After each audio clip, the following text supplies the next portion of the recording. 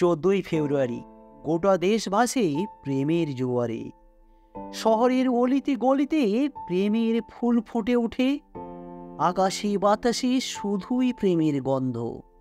কিন্তু এই প্রেমের মাঝেও কোথাও যেন কালো অন্ধকার লুকিয়ে রয়েছে, কোথাও যেন মিশে রয়েছে হাজার হাজার মানুষের কান্না। 14ই ফেব্রুয়ারি দিনটি প্রেমের দিবস হলেও এই দিনটিকে ব্ল্যাক ডে অর্থাৎ কালো দিন হিসেবে বলা হয়। এই দিনেই হিংসার বিষাক্ত বীজ রোপণ হয়েছে। সাল 2019, তারিখ 14ই ফেব্রুয়ারি। আর 5টা দিনের থেকে এই দিনটি স্বাভাবিকভাবেই সাধারণের জন্য একটু আলাদাভাবে শুরু হয়েছিল। কারণ প্রেম দিবস বলে কথা, সোশ্যাল মিডিয়া ভরে গিয়েছিল ভালোবাসার পোস্টে, ফোনে, মেসেজে সবাই নিজের কাছের মানুষকে ভালোবাসার শুভেচ্ছা পাঠাতে ব্যস্ত। আর ঠিক এমন একটি পরিবেশে জানা যায় পুলওয়ামায় সন্ত্রাসী হামলা হয়েছে। ভারতীয় নিরাপত্তা বাহিনীর উপর সবচেয়ে মারাত্মক হামলা ছিল এটি, যে হামলায় প্রাণ হারিয়েছে 40 জন সিআরপিএফ জওয়ান। গোটা দেশ স্তব্ধ হয়ে গিয়েছিল সেই সময়। সংবাদ মাধ্যম, সোশ্যাল মিডিয়া সর্বত্র শুধু তখন জওয়ানদের মৃত্যুর খবর। আর গোটা দেশ ভালোবাসার মাঝে কান্নায় ভেঙে পড়ল হঠাৎ করেই।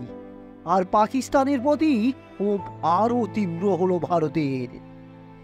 সেদিন 78টি বাসে করে প্রায় 2500-এর কাছাকাছি জওয়ান জম্মু থেকে যাচ্ছিলেন শ্রীনগরে। আর মাঝপথেই জয়েশ-ই মোহাম্মদের হামলা। 22 বছর বয়সী আত্মঘাতী জঙ্গি আদিল আহমেদ তার বিস্ফোরক ভর্তি গাড়ি কনভয়ে ঢুকিয়ে দিয়েছিল। কড়া নিরাপত্তার মাঝে ঘটেছিল এই ঘটনা। প্রশাসন জানায় উপত্যকায় 30 বছরের সব থেকে ভয়াবহ ঘটনা ছিল এটি। যদিও তার যোগ্য জবাব দিয়েছিল ভারত, পাকিস্তানকে দেওয়া মোস্ট ফেভার্ড নেশনের তকমা তুলে নেয় দেশ। সেখানে গিয়েই সেখানকার ঘাঁটি দুমড়ে মুচড়ে একাকার করেছে ভারতীয় সেনা। বালাকোটে এয়ার স্ট্রাইক চালিয়েছিল এই দেশ। বিমান হামলায় তছনছ করে দেওয়া হয়েছিল সীমান্ত লাগোয়া জয়েশ-ই মোহাম্মদের ঘাঁটি। যদিও পাল্টা হামলা চালিয়ে প্রতিশোধ নেওয়ার চেষ্টা করেছিল পাকিস্তান বিমান বাহিনী, তবে আইএএফ দ্বারা ব্যর্থ হয়েছিল। কিন্তু এই হামলায় উইং কমান্ডার অভিনন্দন বর্তমানকে পাকড়াও করে পাকিস্তানে। ভারতীয় সীমানায় ঢুকে পড়া বিমানকে হাওয়া করতে গিয়ে বন্দী হন তিনি। যদিও পরবর্তীতে দিল্লির ক্রমাগত চাপে তাকে ছাড়তে বাধ্য হয়েছিল প্রতিবেশী দেশ। ভারতীয়রা গর্বিত তাকে নিয়ে। কিন্তু সেদিনের ঘটনায় কেউ হারিয়েছিল নিজের ছেলেকে, কেউ হারিয়েছিল নিজের বাবাকে।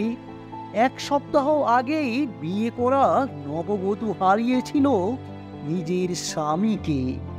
ভালোবাসার দিন পরিণত হয়েছিল কালো দিনে। সেদিনের সেই ঘটনা আজও মানুষের কাছে তাজা। আর তাই সেই হামলার 4 বছর হয়ে গেলেও সাহসী সিআরপিএফ কর্মীদের স্মরণে এই দিনটি ভারতীয়দের জন্য কালো দিবস হিসেবে পালন করা হয়। শুনছিলেন 14ই ফেব্রুয়ারি ব্ল্যাক ডে সম্পর্কিত কিছু কথা। ভিডিওটি ভালো লাগলে অবশ্যই আপনার প্রিয়জনদের সঙ্গে শেয়ার করুন এবং আমার চ্যানেলটি সাবস্ক্রাইব করুন। দেখা হবে আবারও আগামী ভিডিওতে। ধন্যবাদ।